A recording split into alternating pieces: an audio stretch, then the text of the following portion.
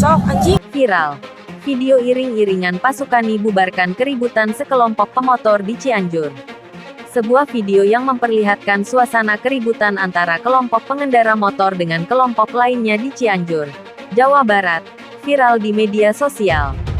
Video viral keributan sekelompok pengendara motor itu disebutkan terjadi di Jalan Raya Ciranjang Cipeyem, tepatnya di sekitar rumah makan Haji Didi, Cibiuk. Peristiwa keributan hingga menggunakan petasan itu diunggah oleh akun Instagram @visitcianjur, Kamis tanggal 28 April tahun 2022.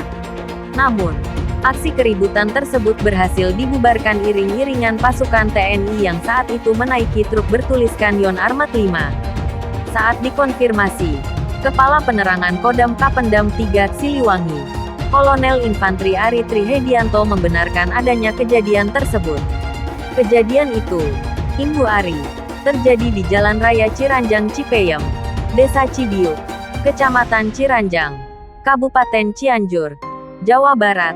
Ia menceritakan, sekitar pukul 17 waktu Indonesia Barat, kendaraan dinas truk militer sedang mengantar prajurit yang akan cuti lebaran dari Markas Komando Batalion Artileri Medan, Makoyon Armet 5 Cianjur ke Cimahi.